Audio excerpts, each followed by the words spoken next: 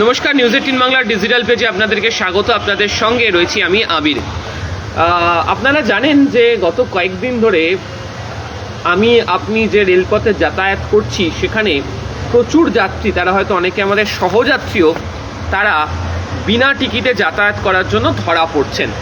এবং পূর্ব রেল বা দক্ষিণ পূর্ব রেল তাদের যে তথ্য দিচ্ছে, বিশেষ করে হচ্ছে Howrah division, Sealdah division, Kharagpur division, তাতে তারা বলছে যে বিনা টিকিটে যাতায়াত করার প্রবণতা গত 3 থেকে 4 মাসে ভীষণ রকমভাবে বেড়ে গিয়েছে। বিভিন্ন জায়গাতে টিকিট চেকিংয়ের মান বাড়ানো হয়েছে, টিকিট চেকিং করার জন্য কর্মীর সংখ্যা বাড়ানো হয়েছে, বহু জায়গাতে ইন্সপেকশন কার নিয়ে যাওয়া হচ্ছে, বহু জায়গাতে যারা সিনিয়র অফিসাররা রয়েছেন তারা গিয়েও পরীক্ষা করছেন, কিন্তু কোনোভাবেই এই বিনা টিকিটে যাতায়াতের যে প্রবণতা তাকে আটকাতে পারা যাচ্ছে না। এবং এই বিনা টিকিটে যাতায়াতের সংখ্যায় বৃদ্ধি পাওয়ার কারণে আর্থিক দিক থেকেও রেলের এই ডিভিশনগুলোকে ক্ষতির সম্মুখীন হতে হচ্ছে। বহু সময় দাঁড়িয়ে এই ট্রেনগুলোর যাতায়াত করার ক্ষেত্রে সাধারণ যাত্রীদের সঙ্গে বিনা টিকিটের যাত্রীদের মধ্যে একটা তর্ক বিতর্ক তৈরি হচ্ছে।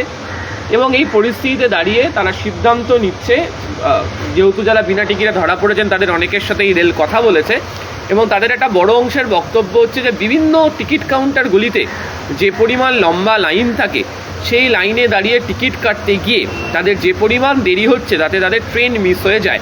ফলে এই অবস্থাতে দাঁড়িয়ে যারা যাত্রীরা রয়েছেন সেই যাত্রীরা চাইছেন যে উপায় সহজ করুন। আবার যাত্রীদের একাংশের বক্তব্য হচ্ছে যে যত সময় যাচ্ছে তত বিভিন্ন টিকিট কাউন্টার বন্ধ করা হচ্ছে, রেলের কমার্শিয়াল বিভাগের কর্মীদেরকে অন্য কাজে নিযুক্ত করা হচ্ছে, ব্যবহার করা হচ্ছে তাদেরকে। ফলে টিকিট কাউন্টারগুলোতে চাপ তৈরি হলেও সেটি দেখার মতো কেউ থাকছে না। আবার রেল যুক্তি দিচ্ছে তারা বিভিন্ন স্টেশনে এটিভিএম বা ইউটিএস বেসড টিকিট কাটার ব্যবস্থা তারা করেছে, এবং এই অবস্থাতে দাঁড়িয়ে তারা সেই টিকিট কাউন্টার লাইনে দাঁড়াতে হবে না, এটিভিএম থেকে টিকিট কেটে নিতে পারা যাবে, এই ব্যবস্থা তো তারা করেই দিচ্ছে। ফলে মানুষের সমস্যা হওয়ার মতো কি কারণ রয়েছে? ফলে যুক্তি পাল্টা যুক্তি বজায় থেকেই যাচ্ছে। তো এহেন পরিস্থিতির মধ্যে দাঁড়িয়ে এই টিকিট কাটার ক্ষেত্রে রেলের বক্তব্য হচ্ছে যে যদি আপনাদেরকে মনে হয় দীর্ঘ সময় ধরে লাইনে দাঁড়াতে হচ্ছে, তাহলে আপনারা লাইনে দাঁড়াবেন না, এটিভিএম মেশিনে গিয়ে টিকিট কেটে নিন, সেখানে কয়েক সেকেন্ডের মধ্যে হয়ে যায়। বা ইউটিএসে মোবাইল অ্যাপ থেকে টিকিট বুক করে নিন, তাতেও অনেকটা সময় কম হয়ে যায়। ফলে নানা ধরনের তর্ক বিতর্ক পাল্টা তৈরি হচ্ছে।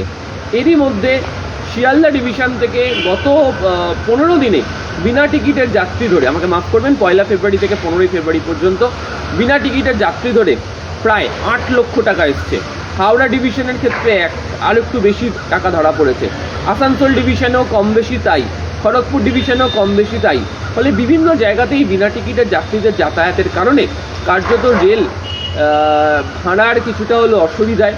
চেকিং চালিয়ে টিকিটের আয় করতে পারলেও তারা বলছেন যে আরও প্রচুর মানুষ বিনা টিকিটে যাত্রী করে নিচ্ছে, ফলে তাদের অসুবিধার সম্মুখীন হতে চলেছে।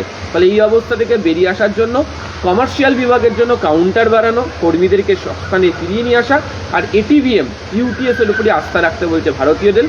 তবে যারা বিনা টিকিটে যাতায়াত করছেন তারা এরপরেও তাদের অবস্থান বদলাবেন কিনা সেটাও নজরে রাখার মতো। আরও তথ্য খবরের জন্য নজরে রাখুন নিউজ 18 বাংলা ডিজিটাল পেজ। আপাতত ধন্যবাদ।